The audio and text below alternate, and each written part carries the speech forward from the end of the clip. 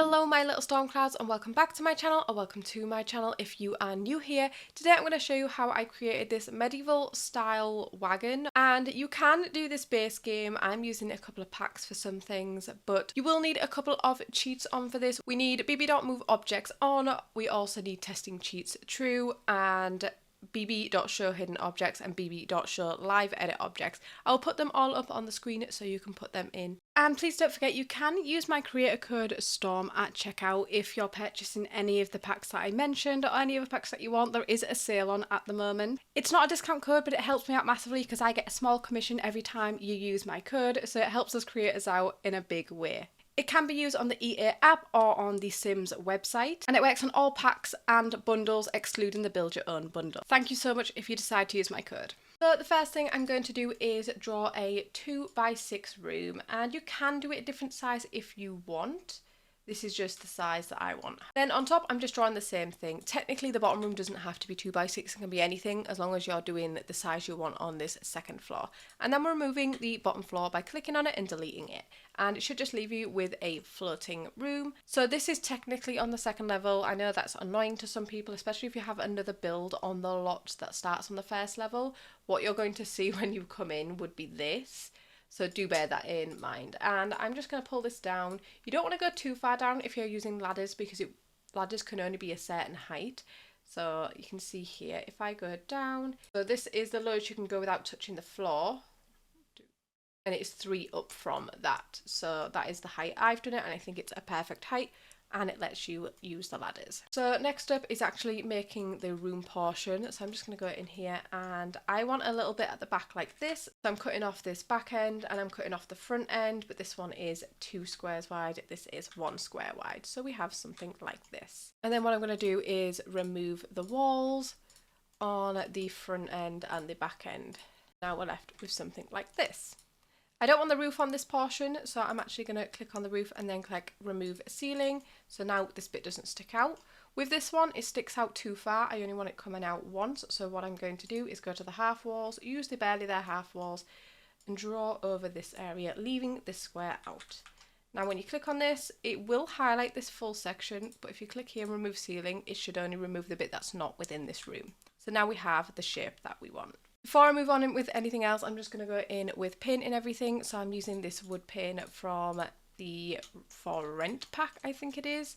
And I'm also going to do this on the inside. This is just going to tie things together. I think it helps you see where you want to go with the style. I'm going to paint the floor, the roof. I'm also going to do the ceilings underneath.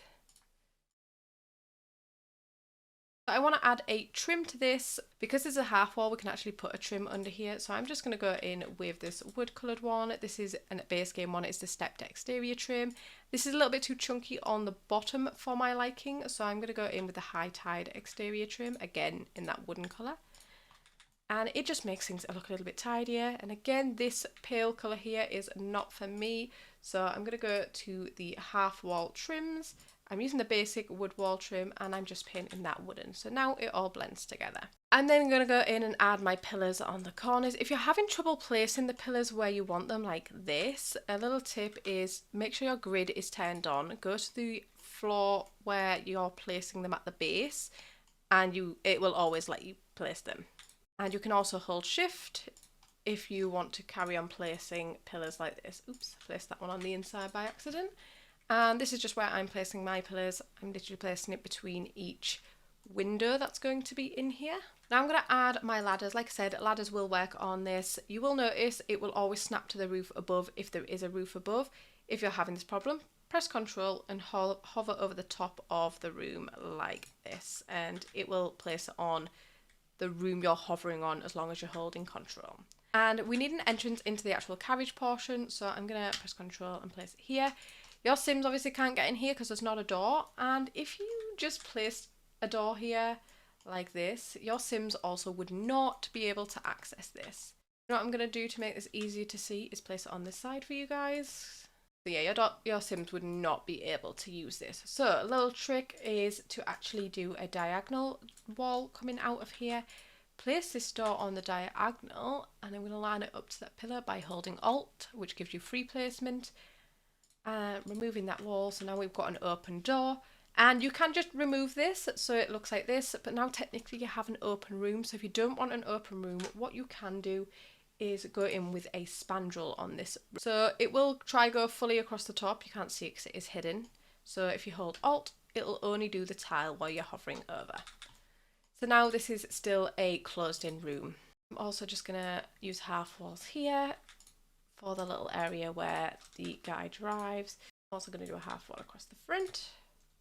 And we have something that looks like this. For the windows on my carriage, I ended up using this, and I totally forgot to mention, I saw this as CC, and this is the door that they used, but they made it into windows. Because of the chunky pillars I am using, the door handle is hidden, so it looks like a window, and it looks so beautiful. So I'm placing these between the pillars like this. See if you can see the handle, just flip it and it will hide it a lot more on some of the directions. I'm also gonna add this window. This one is from Horse Ranch to above where the driver is. And you could place one on the back. I'm not going to. What I'm going to do is use a balcony on the back because I just think it looks pretty cool. And if you can't get it to the height you want, you can see here, what I do is go underneath and raise it up manually like that. I also did on this one, size a couple of these down super small and place them here just for some extra detail. So we have something like this. I then used a corbel to make it look like this bit is held up. Again, I just sized it up and placed it under this area here, like so. For the driver's section, I'm using a little bench at the front. So it might look a bit funny because there is technically no wheels. This is where the option comes in to use hidden objects, and if you have Horse Ranch. There is these broken wheels in Horse Ranch in the debug menu. So I'm just going to use these, and to make them not look broken, what you can do is you place one and then you flip it. And this was a suggestion somebody mentioned on one of my builds. I'm really sorry, I can't remember who suggested it, and I was like, that's genius, just flipping it around like that. I'm going to use free placement because I want them closer, but you don't have to. So I think now we have a good looking carriage. I think this looks pretty decent. It's just a case of doing the inside now, which I think I just put 2 sofas in here and lots of curtains. So let's just place a couch either side. So you need this centre bit for your Sims to be able to get in here, so we don't want to put anything there. And just to make it look a little bit more royal, I just went in with some curtains and placed them in here. And there we go, we have a fully functional, when I say fully functional, obviously it doesn't go, but like it means your Sims can actually use this. So horses can't actually pull this, and this here is just a base game toy which I sized up and put in front. You don't have to do that, you can just leave it without. And if you have Horse Ranch, you could just have horses around the place to make it look like it would be pulling it if it was fully functional in that aspect. So yeah, carriages are so fun to make. I just think you can get so detailed in a smaller area. It's super, super fun. And I think showing my sim is in here. I'm just going to show you this so it works. If I just teleport my sim down here, show that she can come up the stairs and go into there.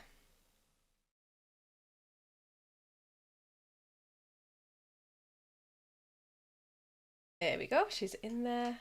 Super cute. And the same with this sim, it'll just come up these stairs and he can sit here and he can be the one that is driving the carriage. But that is pretty much it for this video. Don't forget you can use code STORM at checkout, it really helps me out. But if you like this video, please give it a thumbs up, and if you haven't already, please subscribe, and I will see you in my next video. Bye!